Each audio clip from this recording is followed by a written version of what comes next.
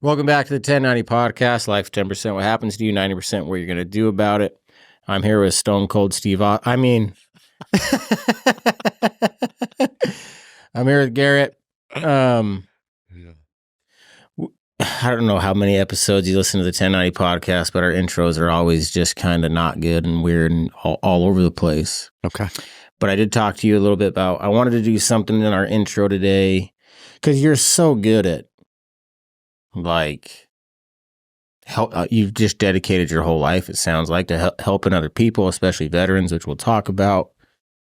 So I just want to talk, what's the best way someone could, you've had so many close friends take their own life. How do we stop? How do we help this thing? How do we turn it around? How do we fight the battle of mental illness and suicide? You're connected and you've been doing this for years, helping people like this. No. Do you have anything in our intro, about mental illness awareness, suicide awareness, anything like that? Yeah, well, when you ask me what do we do about it, I think we stay available. I think even in our own individual worlds, we stay available for each other, and we, as I call it, anticipate needs.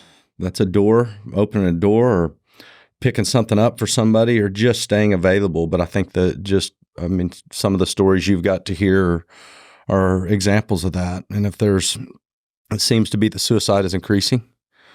I've certainly had my share, but in all of that, I find my purpose as well. But very similar to what you're doing. I've met a lot of purpose in the pain. Yes, sir.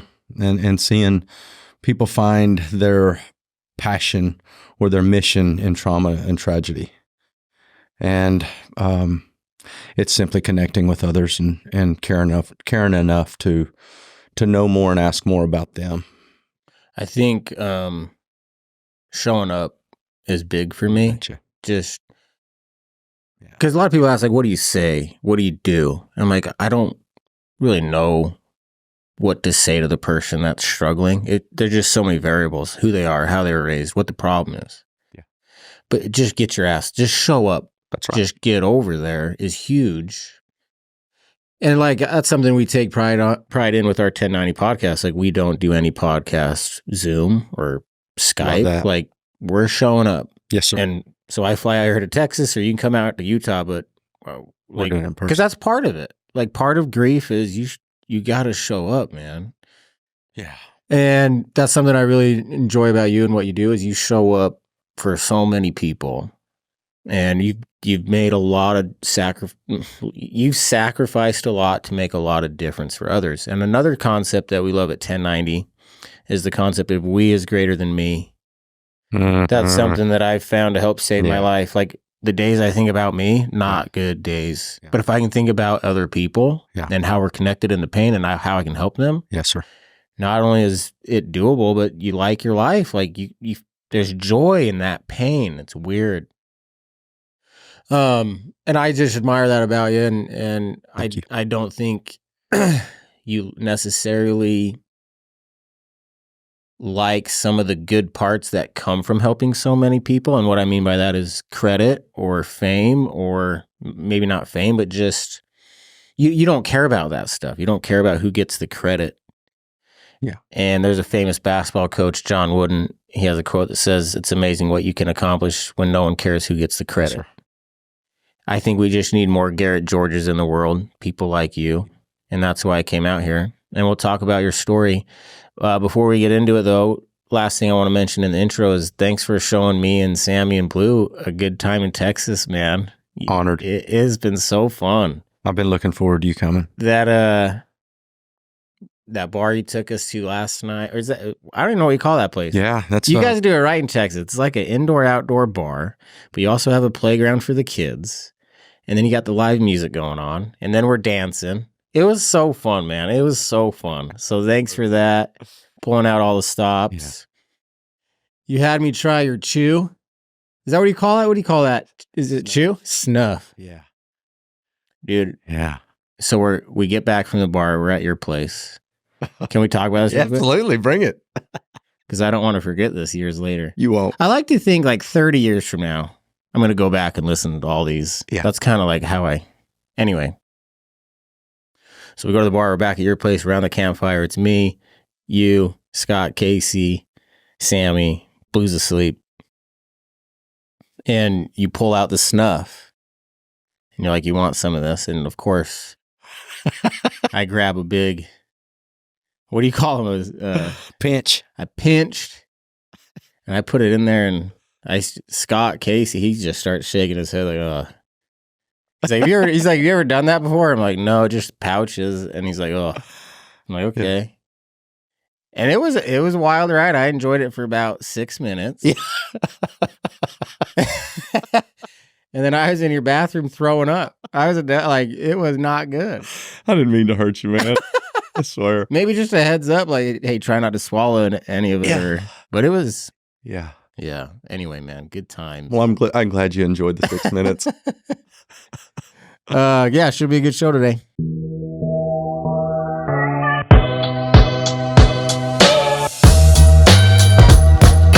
Life's 10% what happens to you and 90% what you're going to do about it. Welcome back to the 1090 podcast. Life's 10% what happens to you, 90% what you're going to do about it. I'm here with Garrett George, and we are in Texas. Austin, Texas. You betcha.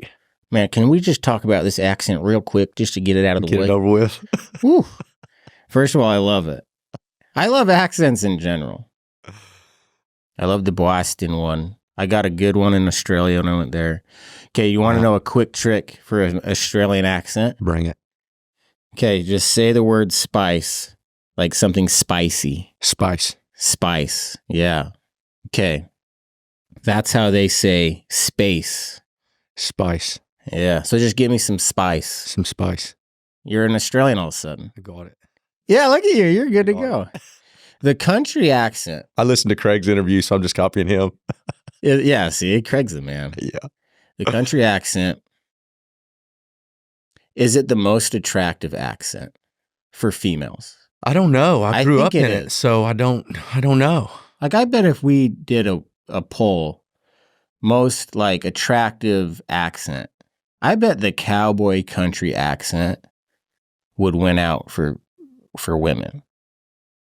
Well, let's run with that then. Should we try it? Yeah. Dude, you're like, I talk so slow compared to you. You're just like, do you laugh at all? You have a good time at all? Oh yeah. You're just like, you're doing so much all the time. Like, you're just kicking ass all the time. You do remind me of Stone Cold Steve Austin. Not just the way you look, but you're just like, okay, how do we even start this episode? You want to start with your story? Whatever you want to. Let's start with your story. Where do you want me to start? Grew up in Texas. Well, I want to talk about your relationship with your buddy that went down. Chad. Yes, sir. Maybe start there. Is that where you want to go? Sure. All right, man. Yeah, and I can tell you that I was born and raised in Pawhuska, Oklahoma. So I was raised in Northeast Oklahoma, up on the Osage Reservation with the Osage Indians. And ironically, I've never thought about talking about this, but there's a movie that's coming out that you'll be hearing about, and you may have already, called Killers of the Flower Moon. And it's about the birth of the FBI and the murders that happened in Osage County in the 1920s, and how the white man really came in and took advantage of the Osage Indians for their mineral rights. And it's going to be an interesting circle back for me for when we get into, frankly, the violence that I experienced there in that small community.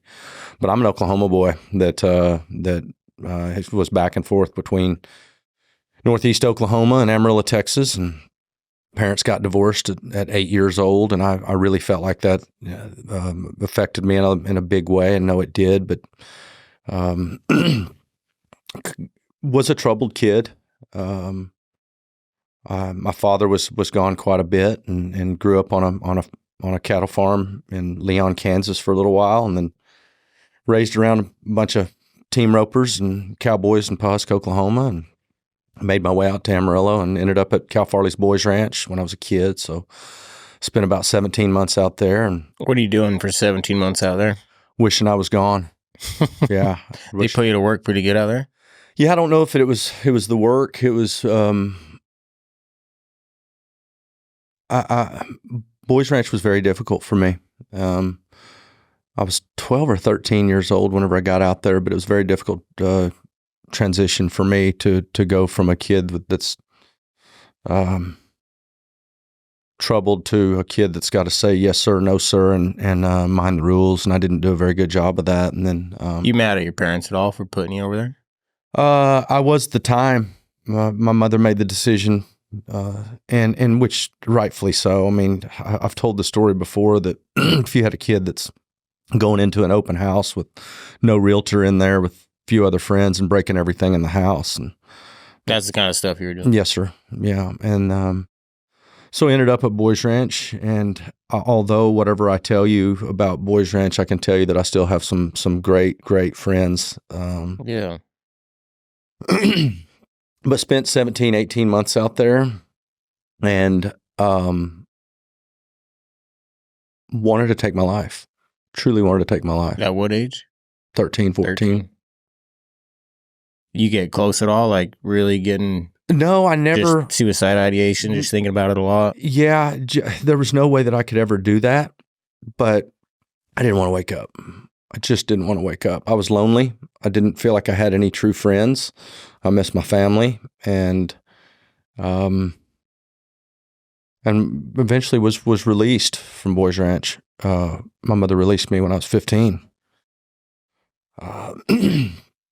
But I ended up graduating high school back in Pawhuska.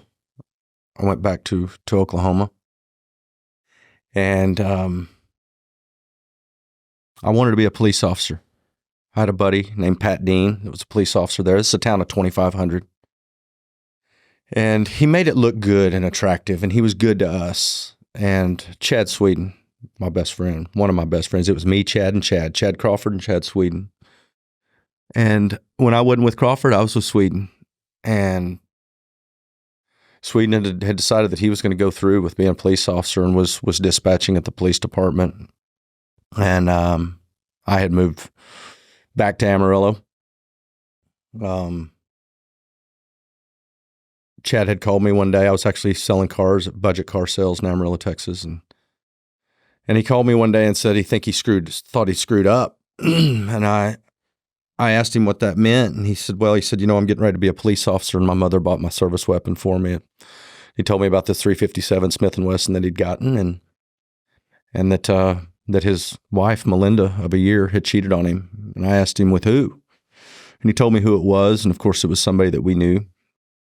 And I said, how do you know? And he said, well, he came and told me. And I said, well, why did he tell you? And he said, I guess he felt guilty. And I said, well, what'd you do? He said, I told him thanks for telling me. I said, well, where'd you screw up?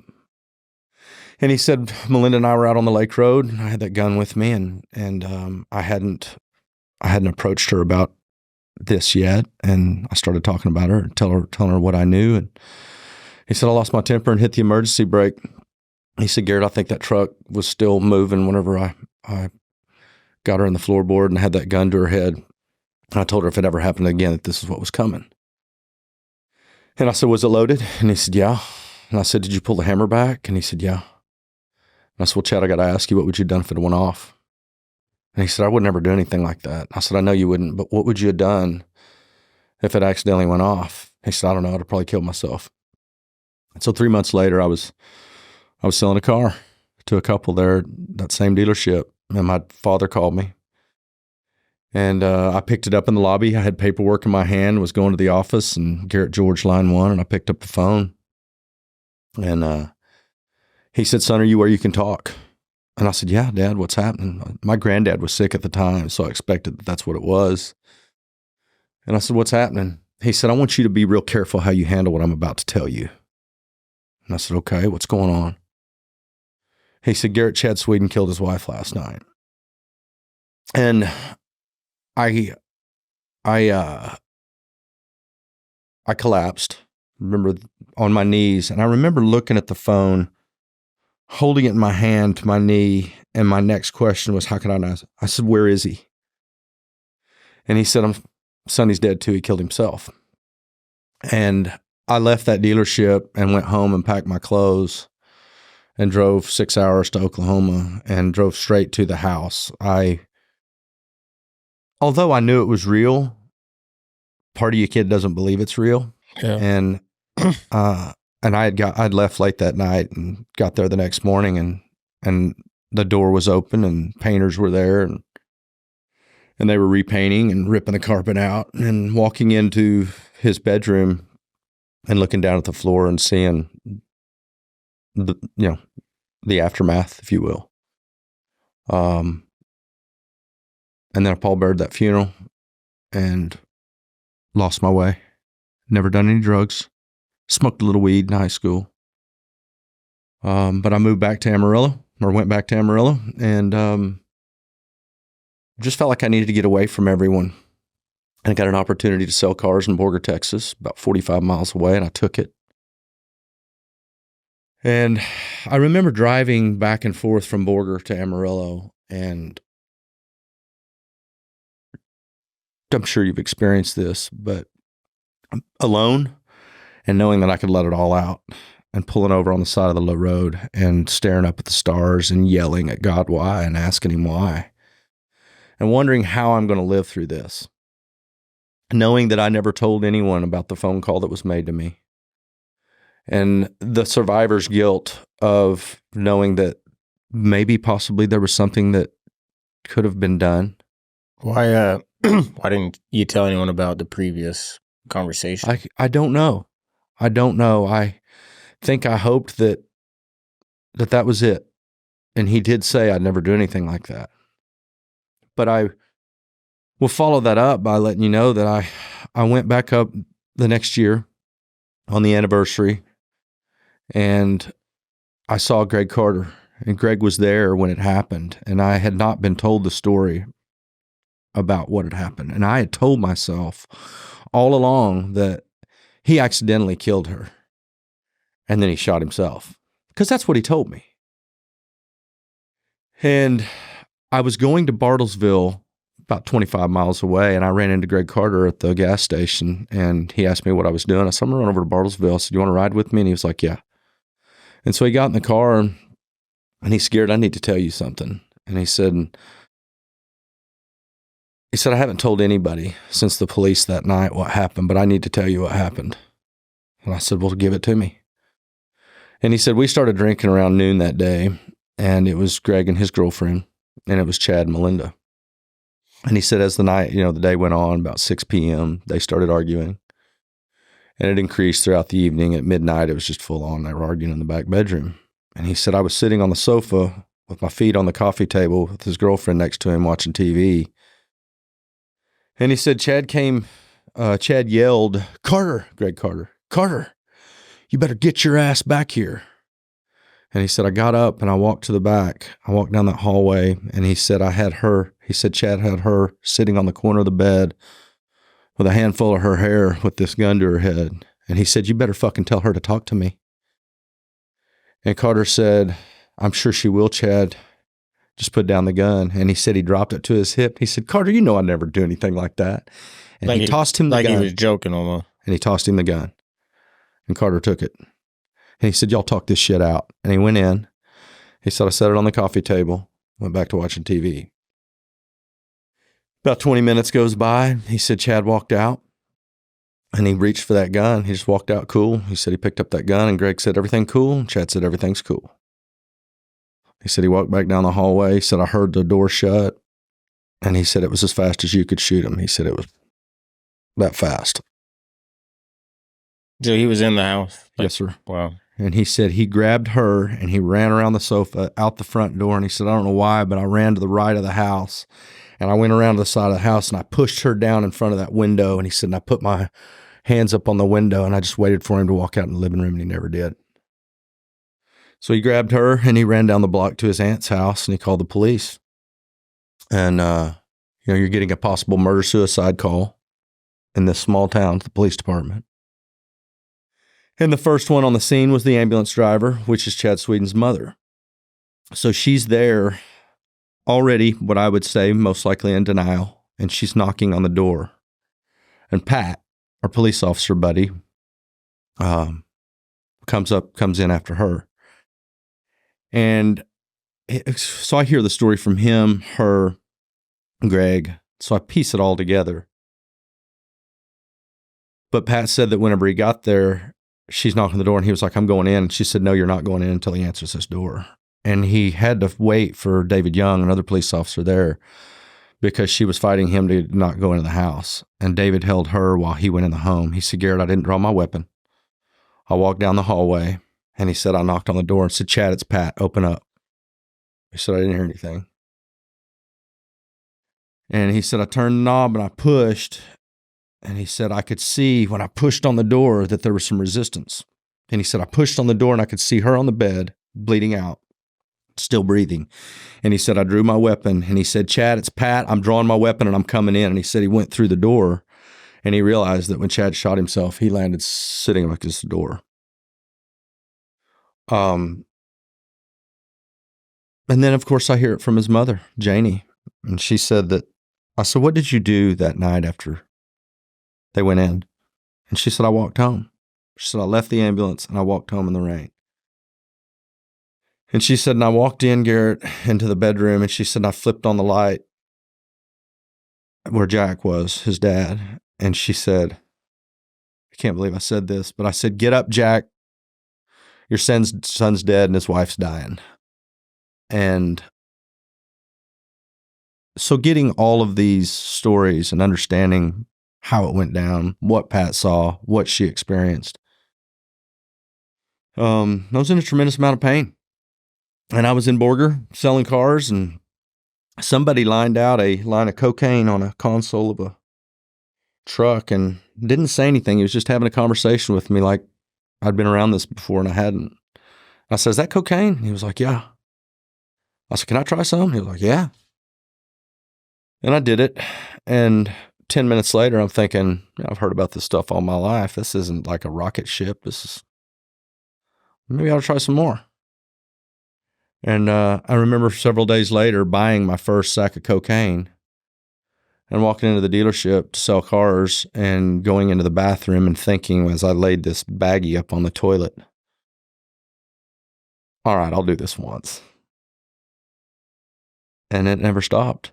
And it led into 3 years later into meth and dealing speed in Amarillo, and 5 years living in a townhome and hanging around people that are getting popped left and right, and finally getting raided by the task force in 2002 for distribution of methamphetamines. Just trying to decompress after all that. I'm sorry, man. That was shitty. Thank you. I think, never did cocaine, and then a couple days later, you have a baggie of it, and dude, that's what am I trying to say here? That's grief. That's loss. Your life can just flip upside down on you real quick, and that's what it did to you. And then I've done I only smoked marijuana. I've done mushrooms. What tell us the good parts. This is gonna sound weird. Tell us the good parts of cocaine. What does it do for you? What does it feel like? And then I also want to know heroin. What is that like? I don't know anything about heroin. Oh, sorry. I thought you said speed meth. is meth. You said meth. Yeah, you said to me, meth. that's crystal meth. So can you just talk about that? The euphoria. Well, I mean, a buddy of mine somebody asked one day, he said, so what's the difference between cocaine and speed? And my buddy said, about 3 days. So they're very similar though, just intensity. Yeah, just a lot more legs with speed. Yeah. Yeah. So it just lasts a lot longer. Mm-hmm. Yeah. Why do you think that was your method of choice to cope with your buddy doing what he did? I think that was the first thing that came along. It could have been anything though. Mm-hmm. You drinking with it too? Oh yeah. Yeah, but I didn't feel like I really cared to drink whenever I did coke. Yeah. What or speed, either one. Tell us the dark side of it. What's the... Yeah, paranoia. As you're on it? Oh, yeah. I mean, thinking and knowing in your own mind that somebody's after me. And I'm not kidding you when I say staring out the window and smoking a glass pipe full of speed for hours just so I could see them coming, whoever was coming to get me. Because somebody's coming to get me. And they were. They were. I was in an apartment in Amarillo. There's 10 of us, 6 a.m, all-nighter. We've got an ounce of speed in the middle of the table and passed around 2 glass pipes. I'm sitting on the arm of a sofa, and I heard on the door, APD, Amarillo Police Department. It's a knock and announce. And they knock, announce, and then they kick that door in.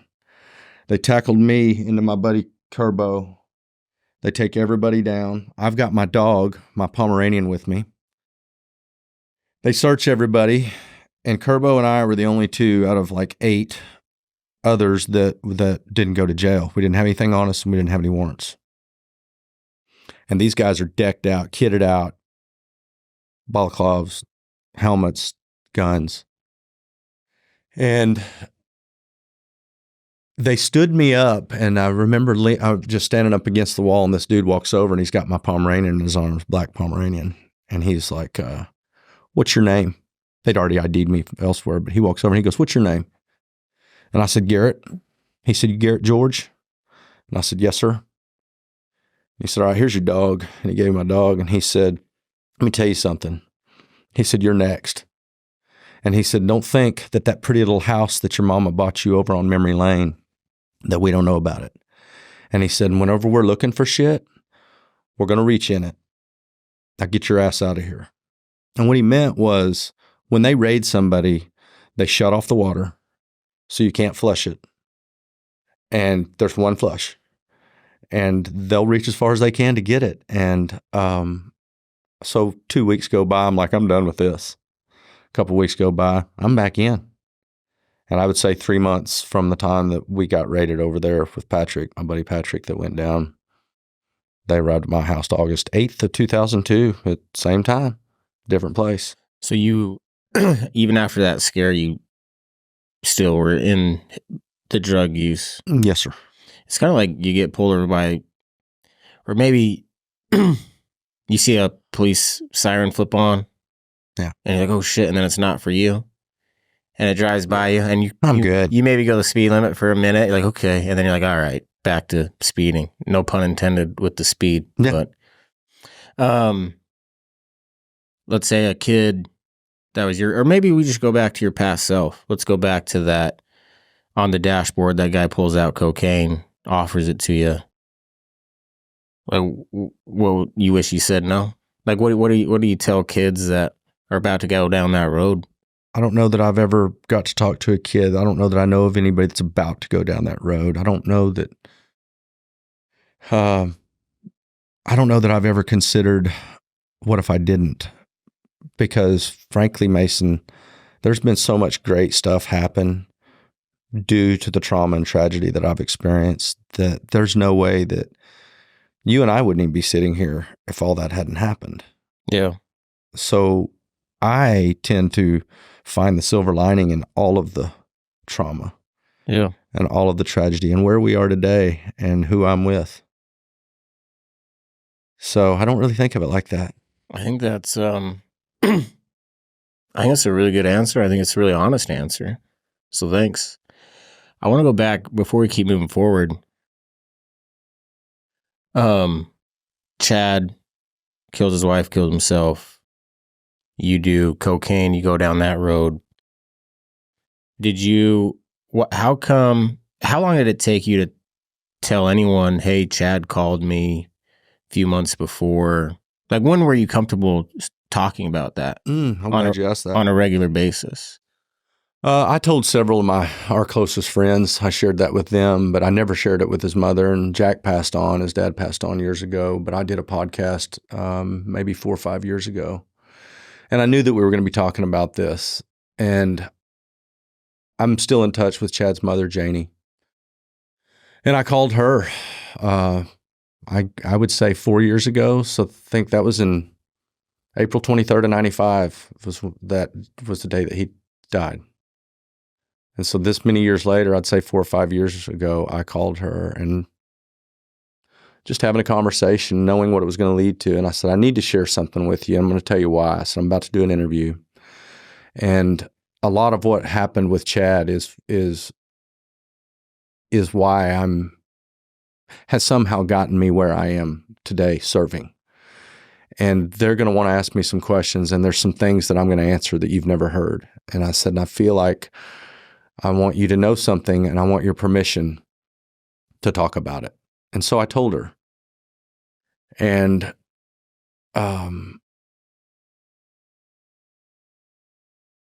she said, I never knew that she cheated on him. It was almost like she had another piece to the puzzle, not a justification in him doing it at all, but another piece of the puzzle that she didn't have. Yeah. And she's good with me keeping his story alive, him alive. Yeah. You've heard the term, you die 2 deaths, and it's your actual. And when people forget about you and stop saying your name. Well, so I keep Chad's story alive. Obviously, I relate to that in a big way with what I'm doing with 1090. I'm kind of scared to ask you this, but grief's really grief doesn't make a lot of sense. And what I mean by that is I feel like a terrible husband, father, that I wasn't in the car with my family when they were killed. And obviously, like if let's just do it right here. Garrett, I feel terrible that I wasn't in the car with my family. What would you tell me? I would say, unfortunately, you have to detach yourself from the outcome. Mm-hmm. What do you mean by that? I take that right back to where I was. I feel terrible that I never said anything. Maybe nothing could have ever been done, well, but that's what I'm getting at is you're 90%, which we haven't even gotten to yet, which I think is not that you measure it or compare it or even matters, but it's a very impressive 90%. Maybe the most impressive I've seen. Like what you do it blows my mind. I think a lot of it and I'm just, come on. This You're might good. be bullshit, and You're you good. just call me out on it. I'm just kind of guessing here, and might be totally inappropriate. But I think, do you have guilt with your friend? Like that event happens 3 months later, the worst happens, and again, grief. It doesn't make any sense. So I'm not saying you should feel bad. I'm just saying, like, is there a part of you, or was there a part of you that did feel bad, and you're trying to somehow make up for it by doing so much good? That's kind of what I'm trying to say. Mm-hmm. How true is that, do you think? I think I was so selfish, so centered on dope for so many years. I know how much I missed out on. I know I didn't show up till everybody's leaving during Thanksgiving and Christmas, and I would make an appearance, but I didn't want to see anybody, and I didn't want anybody to see me. Where was our question? Just the guilt from what happened with Chad. Is that like like how big of a motivating factor is that for your 90%? Or is there no guilt there at all? That's one of many stories. That's what, I because, and you say it's one of many stories, but the story you choose to talk about is Chad's story. I get to choose relative to who I'm speaking with. So you talk about the other stories too. Oh yeah. Okay. Oh yeah. And I've said on interviews before, I know that what I've been through has given me the ability to relate to more people in more ways because of 100%. These different tragedies. Yeah. And I don't feel sorry for myself. I simply have learned that we all need each other. And if I can be there for you, even for a moment, I'm going to do it. I had it done for me, and all he asked me to do was pass it on. And I also believe that that's Christ in me. It's like Brian Mashburn said, the guy that we've sat in the basement many and many nights. It's a pastor at a church, and everybody's taking the mask off. And I mean, getting real with each other about what your struggles are, what your challenges are. And when somebody would talk about something great that they got to do for somebody, Brian would say, that's not your great idea, don't you? That's the Father in you. And I simply want to be there. That's it. I needed people there for me. There were times that they weren't, but there's been many, many that have been a part of my life and there when I did need them.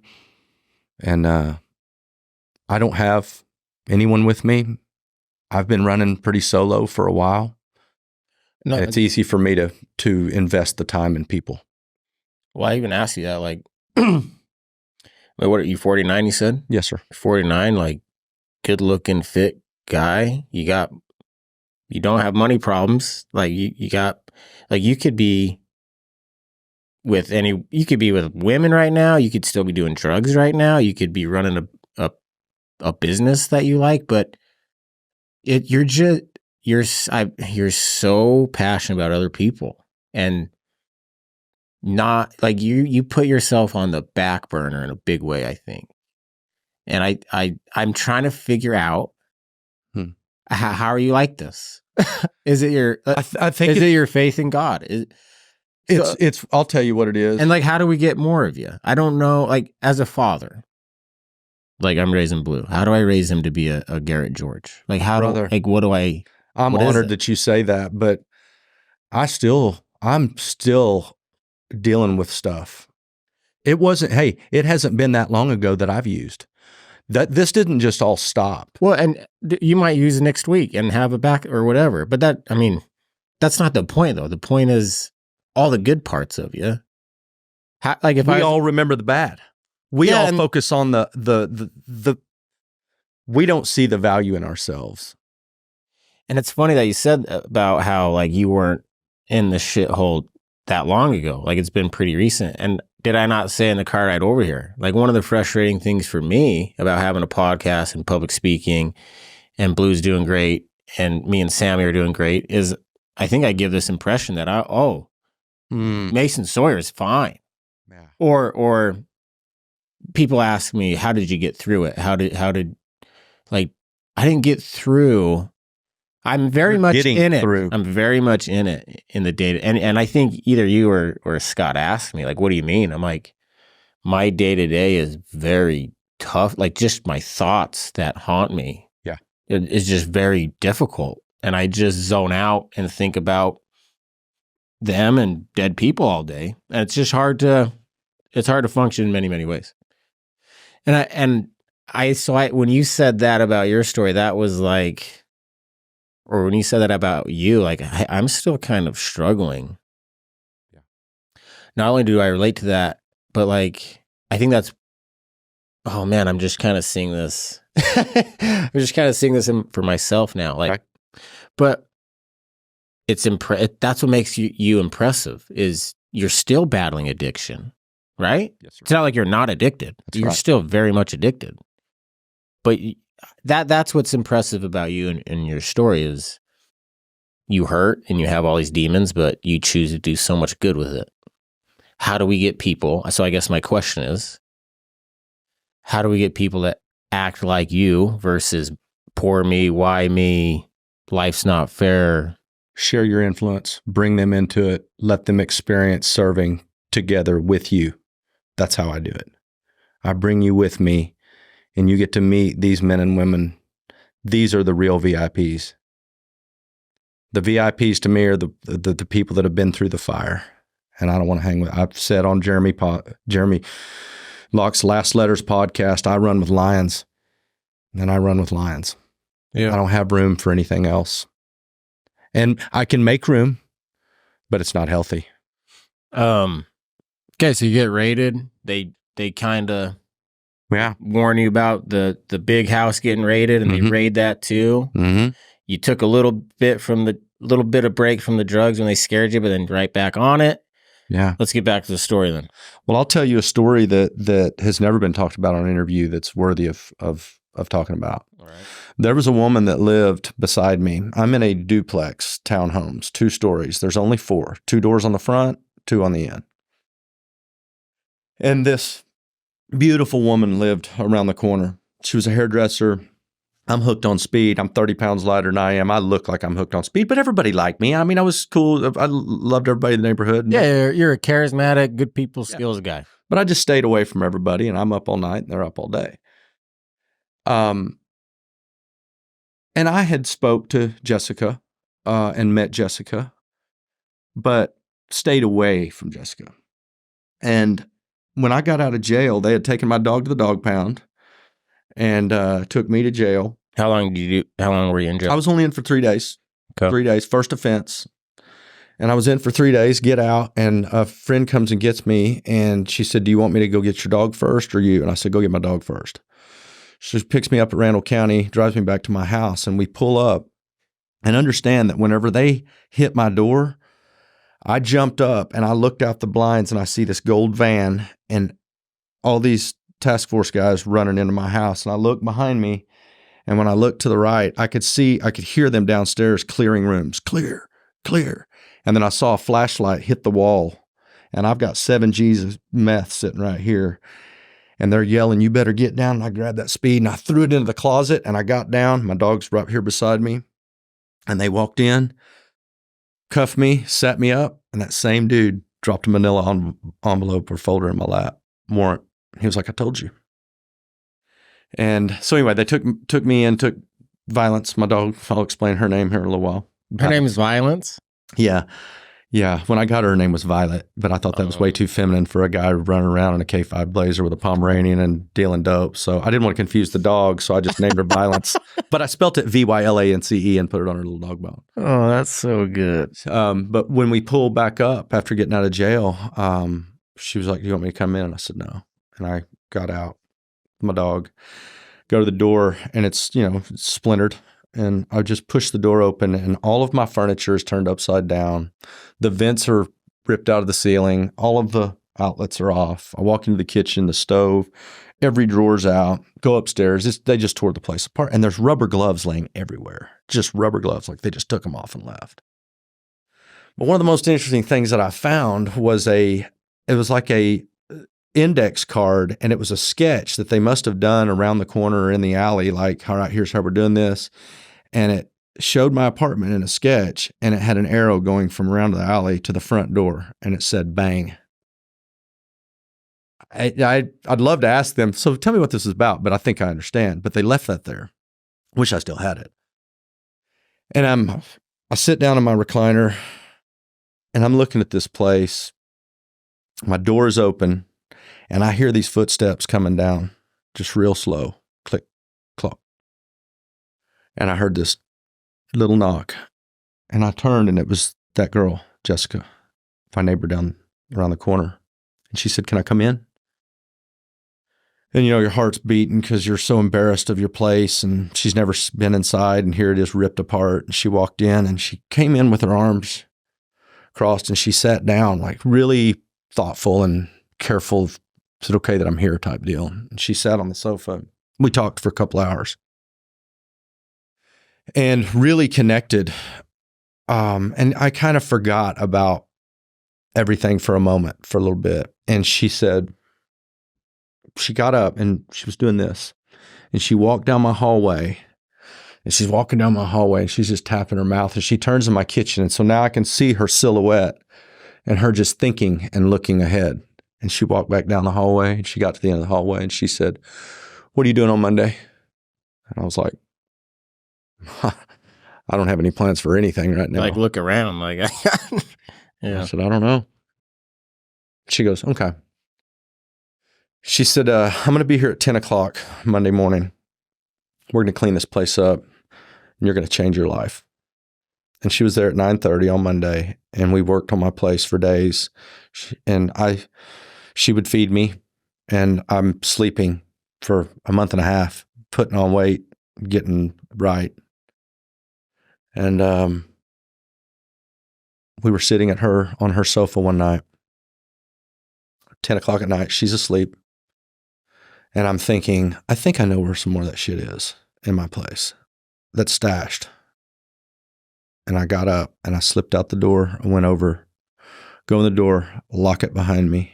And I walk into the kitchen, almost in fear for what I was going to find, but part excited. Part of you doesn't want to find it, and then part of you does. Yeah. Yeah. And I remember standing in that same spot where she stood in my kitchen, making the decision to help me clean this place up. And I'm looking at my sink, and I go over to the doors, and I open them up underneath the sink, and I reach up under where that wood little shelf is, and I reach back there, and I feel a little baggie, and I pull it out. And it's a gram. And I throw it on the counter, and I look at it, and I think, I can just do this and be done. So I got a piece of foil out and a straw and a lighter, and I sprinkled it on there, and I hit it. And next thing I know, it's 3 a.m. and I'm upstairs painting the spare bedroom. I mean, that's the type of stuff you do. And she knocked on the door, and I came and opened it. And again, she's looking at me with her arms crossed for the first time since that day, knowing something's up, and said, "What's going on?" And I'm like, "Nothing."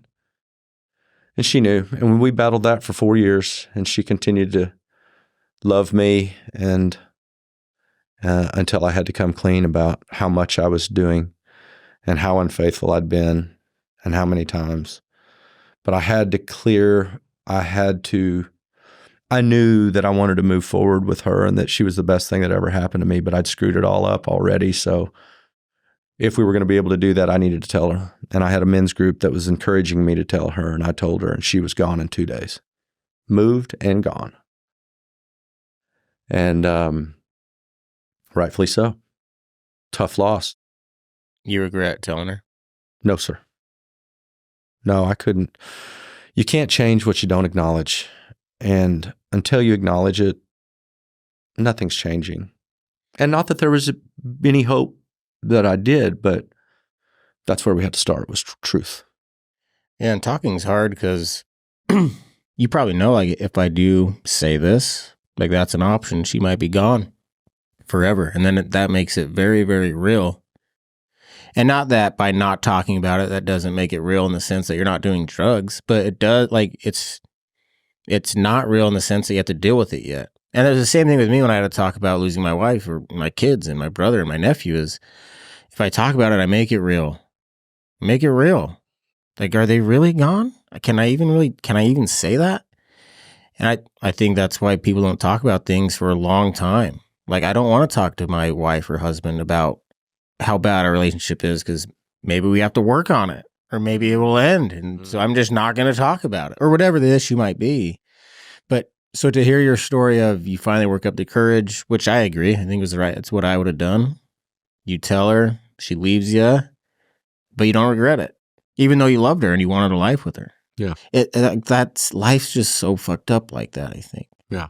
It's weird. And you just keep going, and then you probably found another girl, or maybe you didn't, and you just fell in love with helping other people now.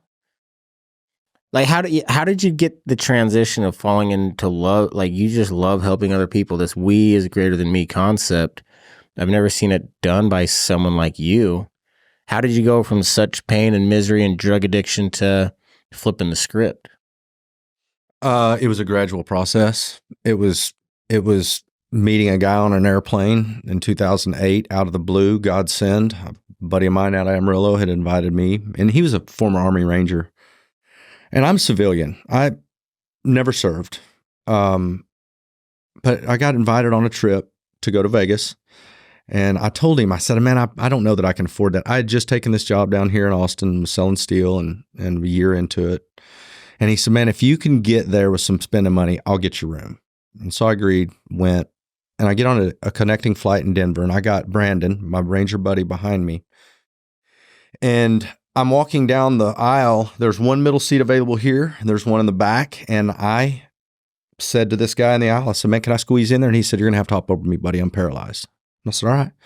So I got over him, and I sat down, and I introduced myself to the guy on the right, the guy on the left, and they're both paralyzed. I said, "You guys know each other?" And they were like, "Yeah, man. This whole front cabin is a wheelchair basketball team. There's 13 of us going to Vegas to bring the championship back to Texas." No shit. And I got goosebumps, dude. I'm like, this is going to be great.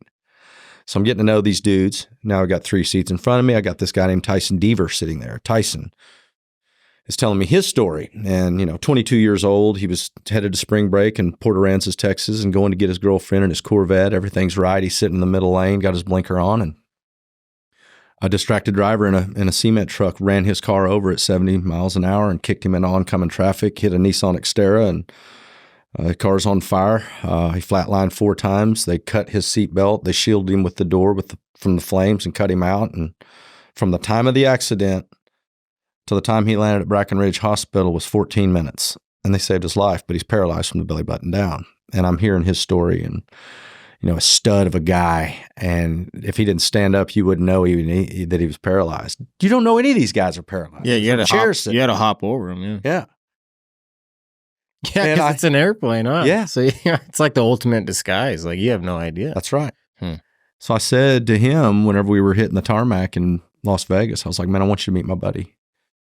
And he was like, well, here's the deal, man. He said, you guys will get off first, and then they'll bring us our chairs. It'll be a process, but then we'll all be off the plane, and we'll meet your friend. I was like, I'll wait for you. So I waited, and all these wheelchairs start rolling off. I was like, man, you got to meet these dudes. And they all start rolling up. And we introduced, and we parted ways. That was on a Thursday night. And we went and did Vegas. And on Sunday, I get on the plane, and I'm the same spot with the same guys, and they won the championship. And I told Tyson whenever we got back near Austin, I was like, let me get your number. He gave me his number. And he's a motivational speaker. He speaks at schools about distracted driving and adversity and what he's overcome, and partners with TxDOT, Texas Department of Transportation, about seatbelts awareness and safety. And I saw him speak, and then I heard him talking about this chair that he was going to get. He was like, man, I can't wait to get this chair. I'm like, you and I are like a chair. Now, it's like an action track chair. It's an all-terrain wheelchair with snowmobile tracks on it, with 2 car batteries that you can operate by a joystick to allow you to get to over any terrain. Wow. $15,000 chair. And he's telling me about this thing. I'm like waiting for him to get it. And however many months later, he gets it, and he calls me and tells me about it. And he said, Garrett, he said, I got in that thing and I drove by a joystick through grass and rocks, and I bawled my eyes out. And I said, why? And he said, I knew I'd be able to hunt and fish again. And I never forgot it. And a year or 2 later, Bill O'Reilly on the O'Reilly Factor, was doing a campaign to raise money for all of our Iraq and Afghanistan veterans to receive one of those track chairs at no cost. And he was raising the money for approximately 1,400 of them. And it was all going to the Independence Fund out of Florida. And I'm at 11 o'clock at night. I'm going through a divorce. I'm by myself in Kyle, Texas, and I'm watching this thinking, all right, I've got a lot of customers here in this area that buy materials from me, us. Why don't we get them all together to raise the money for one of these for a veteran? And why don't I call Tyson to see if he'll bring his track chair? And I called him and I was like, hey, here's just an idea. Would you make yourself available where we can load your track chair up? We'll drive to San Antonio. We'll go show a couple of these customers what it's done for you. And then we'll tell them that the goal is that we're going to do this for a veteran that needs one. And so we did. And we visited 3 contractors. And within a day, we had $4,000 worth of commitments, no recipient, no nonprofit, no plan, just that. And we knew it was going to be doable. And so I'm talking to the manufacturer, action track chair manufacturer. And I was like, hey, man, he's up here in Austin area as well. And I was like, here's what I want to do, but I need a nonprofit. And he was like, well, maybe you ought to meet Trinity Oaks and Tom Snyder at Trinity Oaks. And so I went, visited Tom Snyder at Trinity Oaks, and they've got a faith-based organization down in San Antonio that's focused on 4 programs. It's getting our youth into the outdoors, hunting and fishing, our combat veterans, the terminally ill, and now the sons and daughters of our fallen. And I told him what I wanted to do, and I said, all I need for you to do is take the funds. I'll raise the money. I'll come up with the auction items. I'll get the bands. We'll do it at our yard. I got permission from my managers, and I was like, can we hold this benefit to do this? And they're like, man, if you think it's a go, let's do it. And I went back to Action Track Chair, and I said, there's $30 million raised at the Independence Fund for these track chairs, and I don't know that there's any sense in me doing this. And he said, well, why don't you switch your target? And I said, to what? And he said, why don't you consider doing it for a family that has a child that may never be able to afford one? I said, okay. So I went back to Tom, the organization, told him my idea, and he was like, yeah, I think I might have somebody in mind. And he told me about Colby Harvey, 15-year-old boy with cerebral palsy. And they'd taken him on a hunt. And so we we got a team together, and we went and visited him, and we told him that he was one of 3 candidates that were going to be selected for one of these track chairs. He wasn't. He was our target. He was the only one that was going to get it. But we wanted him to help us understand why it would be good for him and what it could do for him.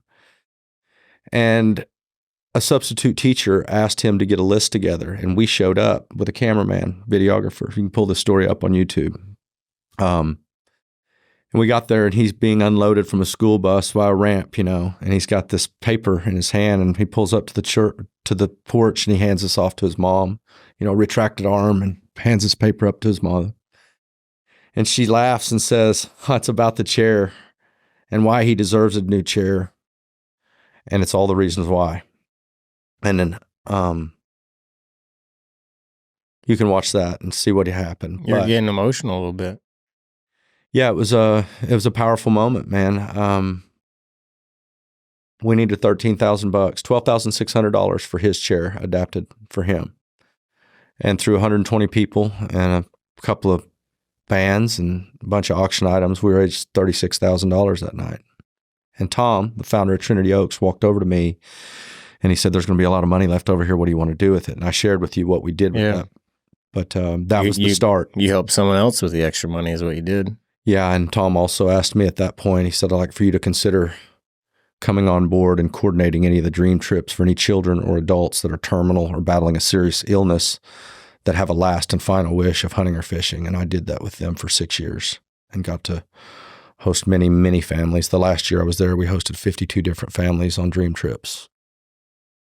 The feeling you get from drugs like cocaine, speed, and I'm talking like the good feeling, like the good part of it, the part that makes it addicting. And I don't even know if, good luck, I don't even know if this is possible, but like that feeling compared to helping this kid get a wheelchair, or pick one of the many people you've helped in your life. Can you compare those two feelings? No. Well, let me just say this, and I've never spoke about this before, but I was pretty hooked on cocaine at the point that I decided to do that very first benefit. And I knew that the more that I paid attention to this and serving, that the less I was involved in that.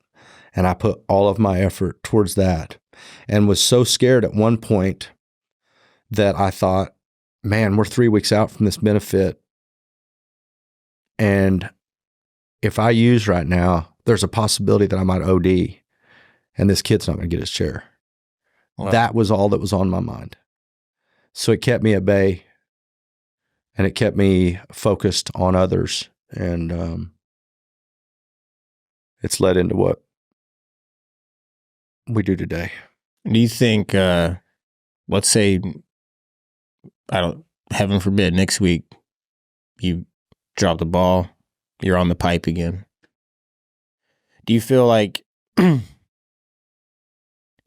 if you did relapse, you wouldn't be able to do all the good things you're doing? I have relapsed. That's what I'm trying to get at. Like, I hope you understand. And I dust myself off and keep moving.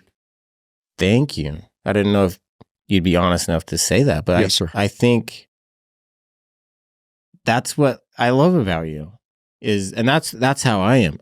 It hurts every day. It's not easy, man. And I fall down. I fuck up all the time. Yeah. But that doesn't mean I don't get to help people. Yeah. Doesn't mean I don't know anything about grief. And dude, that makes me feel, because I do think some people get this mindset as, if I'm doing this, then I can't do this. It's like, dude, it's both, man. Like, you're always going to struggle. Like, we're all struggling here. Yeah. There's no one not struggling. This is what people need to hear, is that I didn't just get well. Like I'm getting well. You're not well. That's right. That's right. I'm just doing my best. And my best looks a little different than yours. Yours looks different than mine. But we know where our focus needs to lay. And that's what I've chose to done with it. I think it's the most, very admirable. I love it. Love that about you. Well, praise God, man, because like I said, man, I don't think it's all just my good idea and the things that. Can we talk about that? Sure. Your faith in God? Yes, sir. I do think it's a big part of your 90%. Am I wrong? It'll never be enough, man. I'm just a poor sinner, Bubba. Yeah, we all are, right? That's scripture. Yeah. What specific religion are you just believe in God? I just believe Christian? that Jesus died on a cross for our sins, and I have trouble sometimes believing that he could have done that for me. Yeah. As ugly as I can be, and in my eyes am at times. That's tough to accept, I guess, still. Yeah. You what do you believe? Like, I don't struggle with, what am I even trying to say here? I think religion's really cool because it is a we before me concept. And I think, maybe, you just correct me if I'm wrong, I don't want to put words in your mouth, but I do feel like this world really sucks. It's really, really hard. And if believing in helping other people is your religion, like, that's awesome. And I do struggle with the God thing because my family died in a car accident, and so I just have a lot of confusion. Like, I hear so many stories of God helping these families survive. Like, I get disconnected from it at times. But I think it's a big part of your life. Like, you took us out to dinner and we blessed the food. Like, it is very much a part of you. And I heard you say on another podcast, they asked you a similar question, and I loved your answer. I think you said people don't realize it enough how much your faith is a part of your day-to-day life. Yeah, and what I meant by that, I'm actually glad you brought it up, because I didn't feel like that statement had enough definition in it or was really explained. But I was with Jeremy, and he said, how much does your faith play in your role in your life? And I said, more than people know. But what I mean is, I would say constantly, I'm always wondering, good, bad, or indifferent, is God still proud of me? When I fail, how angry is he with me? And he certainly has the right to be, because I can be pretty hard on myself. But this is the stuff that brings me out of that, is to just get out of myself and serve. I think you are hard on yourself. I mean, I don't know you that well. I just met you yesterday, but I think Scott Casey is too. I think a lot of guys are in general. I know I am. I know I'm hard on myself with how I grieve over my family. It's really unfair to what I do to myself, and just meaning. I don't feel like I don't feel like I'm grieving over all of them good enough. And it really gets to me sometimes. I feel really bad, and I get into drinking and running from it and numbing it still. Like Feeling bad for not feeling as bad as you feel like you should. Yeah, like survivor's guilt. Yeah, really fucks me up, Garrett. Like, it's like the cure is also the sickness. It's like this emotional leukemia. Like, I don't even know how to, like, okay, let's have a good day today. For them. We want to live for them. I want to talk about them so they stay alive. You mentioned that earlier in the podcast. Like, there's 2 deaths. The second one is when people start talking about you. Stop talking about you. Start talking about them. So, like, I want to talk about them. I want to have a good day. But then there's, like, another part of me is like, how dare you have a good day? Like, you had fun on your one wheel today? Why didn't Riggins get? And it's just shuts me down, dude. And I just take it out on myself, and I get really critical, and the self-hate I have going on in my own head, and not good, man. But then I think I'm very similar to you. If I talk about it or I try to help other people with it, that I just see a lot of me and you. Like, that's even though I am struggling, and you are too, like, you still have your struggles. This is the best coping mechanism that you found. But I don't like to say coping mechanism, because it's more than that. And I think it's more than that to you. You love doing it. And I love podcasting. I just it's my therapy now. But I guess what I'm trying to say is, And this is something that I'm learning is it's never going to be okay. It's always going to hurt. There's really no fixing that. But what can we do and what good can come from it? And I think that's the whole the 1090 thing. Well, and anybody that I spoke to about coming to sit down with you, they're like, so what are you thinking? And my reply is, I'm honored and I'm more comfortable sitting down with you than probably anybody that I've sat down with, because I know your story.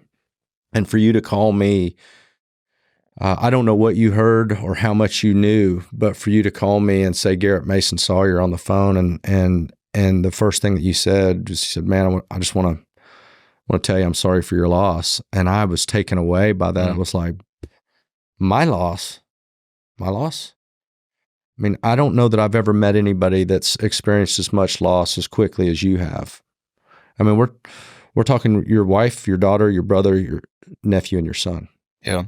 I've never heard of that. And that's what drew me to you. And you may or may not know, but I ran onto your podcast close to a year ago. And my buddy Heath Dodgen in Amarillo had just lost his son to a fentanyl overdose in his sleep. And I know what Heath's dealing with. And I ran across your podcast. And it was it wasn't the podcast, it was an Instagram video. And I sent it to him simply to let him know that you're not alone. And without me knowing it, he messaged you.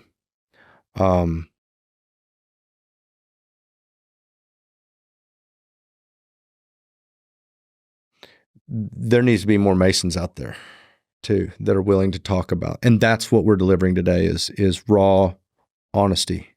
And there's no other way to do it. Why isn't there any? What is it about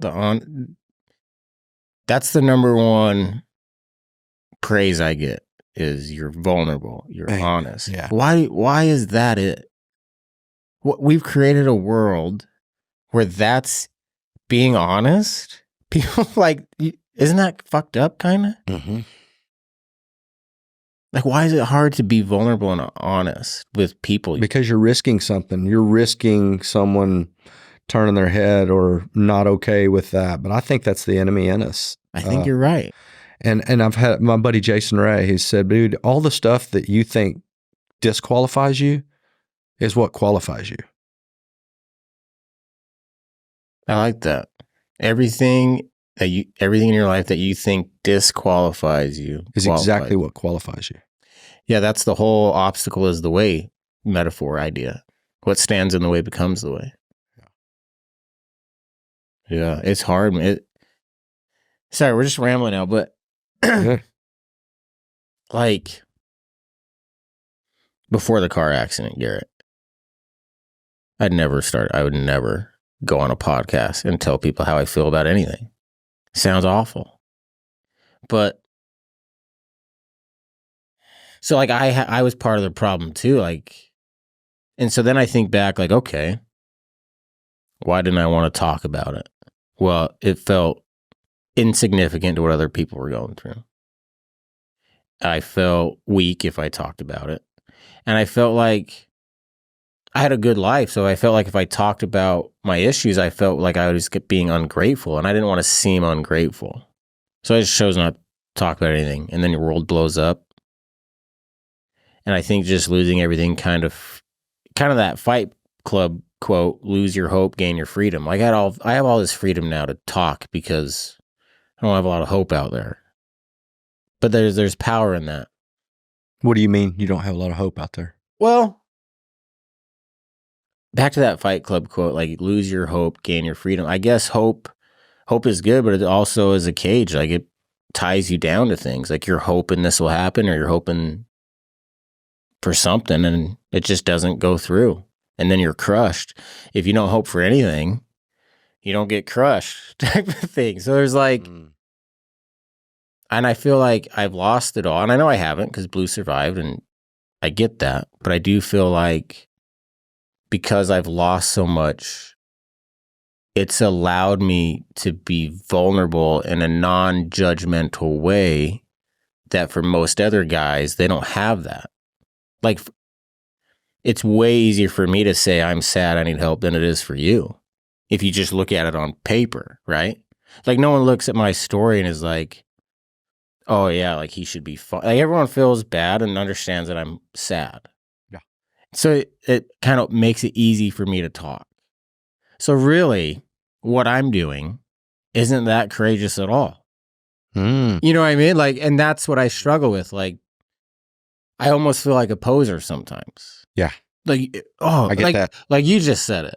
There's more Masons. Like, dude, it's actually, when you're this hurt, it's actually very easy to just not care what people think anymore and not care about that judgment. There's freedom to talk. And I think maybe that's one of the reasons where I'm a guy that can help so many other people start talking, but not because it's the hardest thing for me. It's the easiest thing. Am I making any sense anymore, Garrett? Tell me what you say. It's the easiest thing. Why? Because what else do you think's on my mind? I was going somewhere with Sami and we were talking, and she's like, for people who don't think about their trauma all day, like what are they thinking about? Like what are they doing?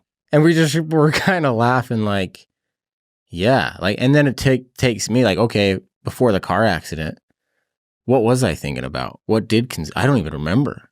Like, what was my biggest worry? Like the Jazz won't cover the spread tonight. I don't even remember. Like it didn't even. Yeah. And so I have a lot of guilt, man. I have a lot of guilt, Garrett. Like I can't even take compliments without feeling bad. Same. Or feeling like a liar or like a two-face. Yeah. Yeah. It's very uncomfortable. Really uncomfortable. Yeah. And it's like, I appreciate the comment, but I don't know. I do. I understand. I know you do. That's why I flew out here. And the thing about you, and I said it before, the ego. Let's talk about ego for a little bit, and then we can wrap this up. That sound good? Like, and I could be wrong. Maybe you do have an ego, but you're not caught up. Okay. I think people start off with good intentions, whatever it is, like politics, police officer, whatever it is, teacher, whatever. They start off like, I'm going to change the world. I'm going to make the world a better place. And then they get older and you have kids and then there's money. And then I feel, and again, I'm just spitballing here. This is just Mason Sawyer shower thoughts. I have no idea. All right. But then I feel like money, pride, ego gets in the way. And all these people up top that can help make big changes, they're 40, 50, 60 years old now. And they just care about, they have what, 20, 30 years left. And they're between the selfishness and the ego, they don't make positive changes like they can. They just get self-centered. And instead of trying to make a big difference, they just try to survive until they're 85 because that's all they fucking care about. And then they're gone. And then I feel like it's the cycle we're in. And then you meet someone like you that doesn't give a shit about all that stuff. Like you really don't. You don't care about people knowing you. You just genuinely want to help people. And that's why I said all those things about you before. Like, I wish there was more people like you. But tell us, like, how do you not get lost in all the negative opportunities that come from doing so much good? Like, there's opportunities for you to get arrogant and cocky. How many opportunities do you have to take money from these things and go down that road? Like, there's so many dark alleys you are tempted with this thing, but you're able to stay on the straight and narrow. How are you able to do that, you think? What keeps you humble?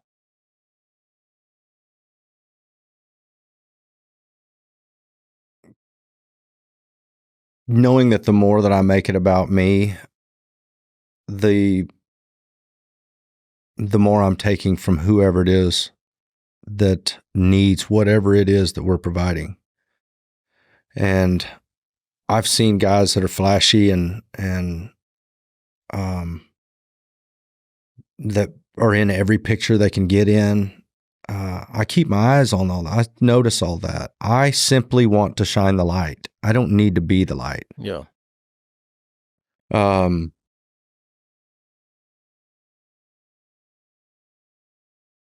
What's the question?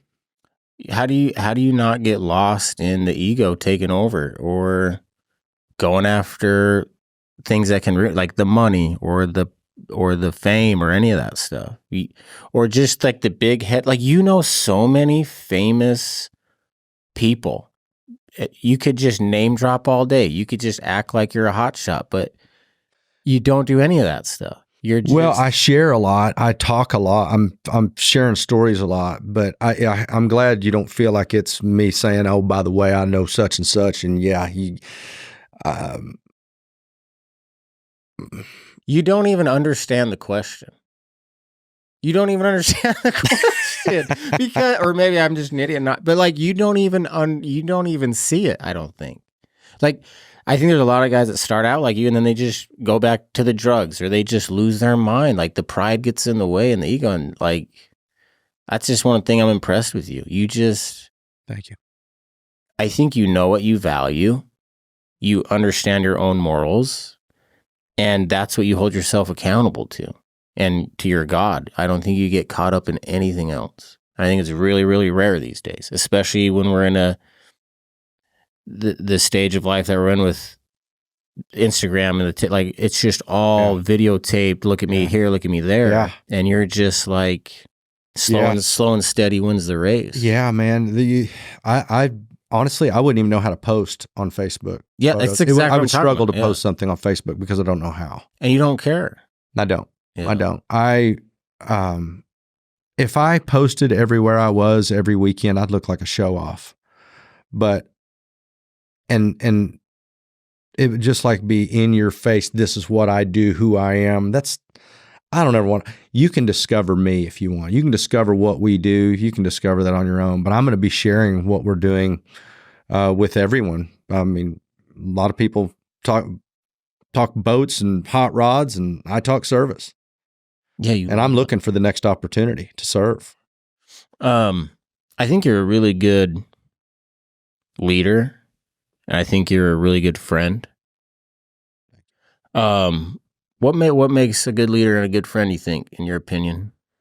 Leader would be integrity, and I don't know that I could claim that I'm the best leader. I'm just, because again, man, the weaknesses, the falling back into the stuff that we've talked about is a reminder that you're not that great.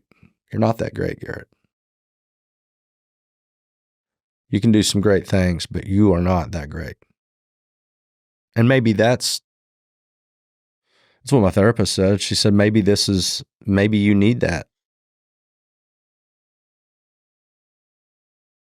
Yeah, part of my public speaking is, I tell people I won a state championship my senior year, basketball.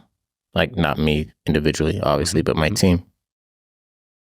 And I thought I was like this hot shot high school basketball player. And so I go play college basketball. And it's Christmas break, so I go home. And I'm at home hanging out. And I'm like, oh, I should go. My old high school is playing. They got a basketball game. I'm going to go catch a game. So I hop in my car and I drive over to my old high school. And Garrett, I kid you not, like, I'm 19 or however old, this young kid. I'm like, I won state championship my senior year. I was Region 3 most outstanding player. Like, just really talking myself up. And I honestly believe, like, I'm going to go back to my old high school. I'm going to walk in the gym, and they're going to lose their goddamn mind. Okay. That was Mason Sawyer. Yeah. State championship point guard. Yeah. So I'm like pumped. And I get to the high school, and I have to pay to get into the game. Like, not a good sign off the bat. And I walk into the gym. It's packed. The band's playing. The cheerleaders are doing flips. My old coach is coaching. No one even does a double look. No one even cares. No one gives a shit. Yeah. And it just hit me, like, I'm looking around, like, give me a pat on the back. Give me a shout. Yeah. Like, nada. This was the next year. We literally just won. Wow. Like, no one cared. Yeah. And it just hit me like, these guys were never cheering for me. They were never cheering for Mason Sawyer. They were cheering for the school. They were cheering for the game of basketball itself. Like, it was never about me. Mm. This idea of we is greater than me, like, and that's like life in general. Like, no one actually cares. Like, and part of my public speaking is I'll tell that story, and then I'll say, guys, no one cares. And then I'll ask the crowd, raise your hand. Who won the Super Bowl 3 years ago? Mm. No one has any idea. And I talk to sports teams. I'll talk to football teams and ask them, who won the Super Bowl 3 years ago? Yeah. No one has any idea. Who was the 23rd president of the United States? No one has a fucking idea. So then I tell them, no, I do, Garrett. I'm like, listen, you can be the president of the United States and no one's going to give a shit. You're going to die and no one's going to care. And then I take it one further. I'm like, who knows the name of their great grandfather? No one raised their hand. And then I hit him again. I'm like, your own kids aren't going to know you. They're not going to care as this thing ticks on longer and longer. And this is like at the beginning of my speaking stuff. So like it gets pretty dark and everyone's like, what the fuck's this guy talking? And I like have to remind him, like, I am a motivational speaker. It gets better. And we kind of laugh. But there's a real point to be made there. You can be the coolest, whatever. You can have the most money, whatever. At the end of the day, what's really going to matter. And then this is, I give him a quote and I don't have it in front of me. So I'm going to butcher it a little bit, but it's a quote that says, real men plant trees in whose shade they'll never sit in. And that's it. Like, that is life. Like, that's it. It's not about you. It's about people behind you coming through this thing. How can you better help them? What impact can you leave behind when you're long and dead that's going to help those people? That's how you leave your mark. No one's going to remember your name, though. That second death that you talk about, it's going to happen for everyone. Yeah. And so I think what you have to focus on, did I leave this earth, planet, humanity, did I leave it better than I found it type of thing? And that's kind of been my mindset since the car accident when my therapist told me, Mason, this isn't about you. It's not about Blue. I've really bought into that. And obviously it is. Like, the pain I feel is for me and Blue. But in a big way, it's not. It's not about me. It's about everyone else I now have the opportunity to help. Yeah. And I think accepting my wife and kids and brother and nephew's death has also allowed me to accept the role of I get to help people now. And I cry over it all the time. I wish I wasn't the 1090 guy. Yeah. I wish I was old coach with Courtney and the kids. Yeah. But that's not what happened. I wanted to ask you this, but you were not with them that night because you were where? I was working. And what was the plan to meet up with them? So I just took this new job, this company called Nets on Fire, where I was going to be a basketball trainer there and put club teams together and travel and coach. And so we had tryouts. I put our first team together. We were having our first basketball tournament that weekend at our basketball complex at Nets on Fire. And it was the same weekend our family reunion landed on, like with my extended family, and told them, hey, I just took this job. It's our first basketball tournament. I have to stay and coach it. I can't go to the family reunion. And so I told my family, like, yeah, we get it. And then my wife, Courtney, that Friday rolls around. I'm about to go coach. And she's like, hey, like, you're going to be coaching all weekend. I have 3 kids. It's St. George, Utah, so it's 110 degrees outside. She's like, I'm going to take the kids to the family reunion. They'll have fun. I'll be back Sunday. I'm like, yeah, great idea. So we packed them up, kissed them all goodbye. And my brother Race also lived in the same city we did, in St. George. So he carpooled up with my family, him and his youngest boy, Ryder. His wife and two other kids couldn't go. So that's why they were in the car together. And then driving back from that family reunion, I was at home in my apartment waiting for him and got called that the car accident happened. What time was that? I think I got the call. I don't know when the car accident happened. I think I got the phone call maybe 5:30, 6 o'clock at night. I'm not too... So it was during the day, though? The accident was? Just the evening. Yeah, the car accident was. Yeah. Was curious. Yeah, not good, man. No. And I mean, yeah, that's where a lot of my guilt comes from. Dude, this might sound bad, because bargaining, that's a real thing. Mm-hmm. And so I bargained to have him live, and then I bargained, can I just talk to him? Like, let me just talk to him again. I'll do anything. Like, let me just see Frankie. And obviously that one doesn't happen. Then my last bargaining is like, okay, I just wish I was there. You don't even have to change the outcome. Like, still take him. I just wish I was there for him. But the idea that my baby girl, my wife, and my son, seeing what they saw and going through that without me just shredded me up, man. How long's it been now? A little over 2 years. So July 25th, 2021. What are we, 2023? November 2023? Yeah. Thank you. No, thank you, man. I usually end each episode with 3 movies. All right. Your top. Are we done? You have anything else you want to say? I think we're good. You're good. I'm good. I hope I made sense. I know I rambled there for a few minutes. I don't know if I was got you. coherent, but yeah, I love movies, and we talk about terrible stuff in every episode, basically. So we try to end it on. Yeah. I don't want the listeners, like, some of the episodes are just brutal and like, okay, day's over now after that episode. So we like to end it somewhat on a positive note. But you're not a big movie guy. I asked you, like, that's all right. What do you watch? And I don't watch much of anything, but Smokey and the Bandit would have been number one from a kid. Smokey and the Bandit. Oh, yeah. I haven't heard of that one. Well, I've heard of that one. I haven't seen that one. All right. We need to see that. Okay. Garrett George, he had 2 movies I've never heard of either. Scott? Yeah, Scott. That's Casey. all right. Do it a redo. What's that? Scott Casey. Ryan, can you edit that one out? Yeah, you got Smokey and the Bandit. Number 1. You got 2 more. I don't know. My favorite movie would probably be Charlie Wilson's War with Tom Hanks. I haven't seen that one either. Yeah. And I've thought about why it's my favorite movie, but it's all about a Texas congressman that I mean, he was a partier, and he's in Vegas. The first scene is incredible. Is this like based on a true story? Yes. Wow. Yeah. Now, I don't know how accurate it is, but he was a partier. But it starts off in Vegas, and they're in a suite, and I believe it's Dan Rather was wearing a turban on the news and was over in Afghanistan reporting about the Mujahideen that was and how Russia was just smashing these guys with rockets, and he's I mean, the people are doing blow and strippers, and he's got his eyes on this TV. He's just captivated by what's happening, and like, why is he wearing a turban?